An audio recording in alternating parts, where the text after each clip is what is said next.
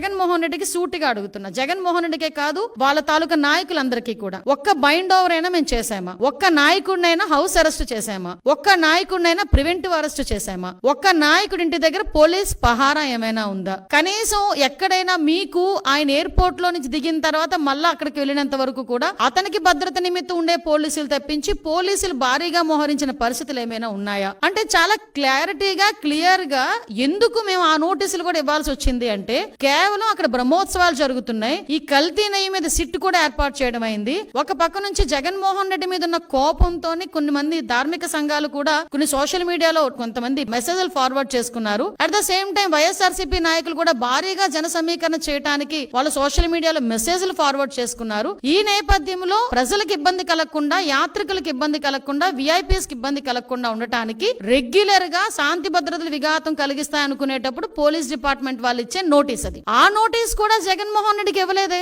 జగన్మోహన్ రెడ్డిని రావద్దు అని ఎవరు చెప్పలేదే. మీరు రాకండి అని మేము ఎవరు చెప్పలేదే. వస్తే మిమ్మల్ని అరెస్ట్ చేస్తామని చెప్పలేదే. ఏ రోజు చంద్రబాబు నాయుడు గారిని ఎయిర్పోర్ట్ లోనే ఆపేసినట్టుగా మేము ఎప్పుడు ఆపడానికి మేము ప్రయత్నం చేయలేదే. నిజంగా జగన్మోహన్ రెడ్డి గారిని ఆపాలనుకుంటే ఆయన ఇంత ధైర్యంగా ఈ సెంట్రల్ జైలు విజిట్లు చేసేవాడు ఆయన? ఎంతమంది సెంట్రల్ జైల్లో ఉంటే విజిట్లు చేశాడు ఆయన? మేము ఎప్పుడైనా ఆపేమా? అంటే విషయం ఏంటంటే, మేము ప్రజాస్వామ్యబద్ధంగా ముందుకెళ్తున్నప్పుడు మా మీద బురద చల్లటానికి పోలీస్ నోటీసులు నాకు ఇచ్చారు అని చెప్పి నిన్న అతనికి వెళ్ళడానికి, ఫస్ట్ ఆఫ్ ఆల్ అతనికి వెళ్ళడానికి ఇష్టం లేదు తిరుమల తిరుపతి దేవస్థానానికి. దట్టు డిక్లరేషన్ ఇచ్చేయడానికి అసలు ఇష్టం లేదు. మళ్ళీ నేను నొక్కి పెడుతున్నా, డిక్లరేషన్ వన్స్ ఇచ్చి గనక ఆయన టెంపుల్లోకి వెళ్తే వాళ్ళ ఇంట్లో తల్లికి చెల్లికి బట్టిన గతి అతనికి పడతాదేమో ఉద్దేశంతో అతను వెళ్ళడం మానేశాడు. ఆ మర్మం ఏంటో మీరే గ్రహించండి.